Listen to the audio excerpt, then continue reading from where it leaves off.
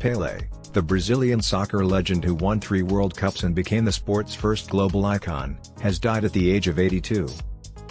"Everything that we are, is thanks to you," his daughter Kelly Nascimento wrote in a post on Instagram, under an image of family members holding Pelé's hands. Pelé was admitted to a hospital in São Paulo in late November for a respiratory infection and for complications related to colon cancer. He died on Thursday from multiple organ failure due to the progression of colon cancer, according to a statement from Albert Einstein Hospital. For more than 60 years, the name Pelé has been synonymous with soccer. He played in 4 World Cups and is the only player in history to win 3, but his legacy stretched far beyond his trophy haul and remarkable goal-scoring record. "I was born to play football, just like Beethoven was born to write music and Michelangelo was born to paint," Pelé famously said.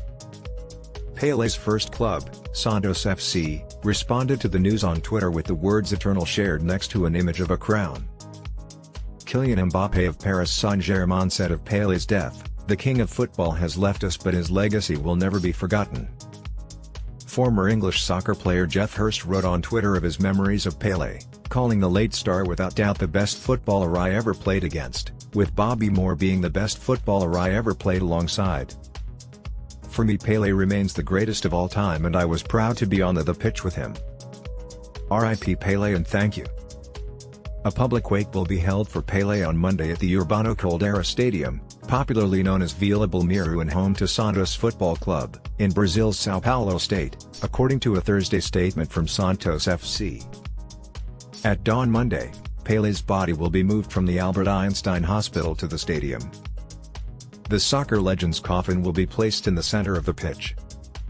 The cortege will continue to Pelé's final resting place, the Memorial Necropole Ecumenica Cemetery in Santos, where a private funeral, reserved for family members, will be held. The genesis of the nickname Pelé are unclear, even to the footballer. As a teenager, Pelé left home and began training with Santos, scoring his first goal for the club's side before his 16th birthday. He would go on to score 619 times over 638 appearances for the club, but it is his feats in the iconic yellow jersey of Brazil for which he is best remembered. The world first got a glimpse of Pelé's dazzling ability in 1958, when he made his World Cup debut aged 17.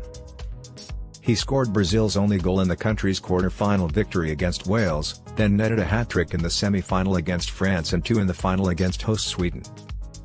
When Pelé scored the 5th goal in that final, "I have to be honest and say I felt like applauding," said Sweden's Sigvard Parling. Another World Cup victory came in 1962, although an injury sidelined Pelé for the tournament's later stages.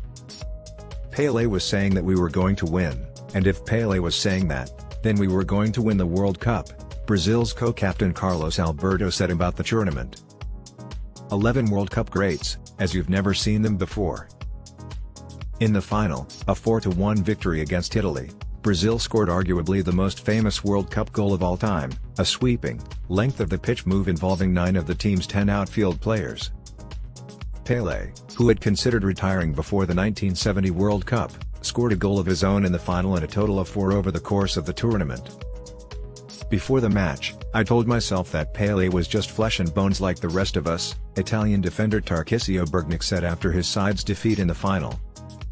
The tournament capped Pelé's World Cup career but not his time in the spotlight. With his larger-than-life personality and extraordinary dribbling skills, a trademark of his game, Pelé's helped the Cosmos win the North American Soccer League Championship in 1977 before officially retiring from football. But around the world, Pelé's influence endured. Pelé's cancer treatment continued over the past year.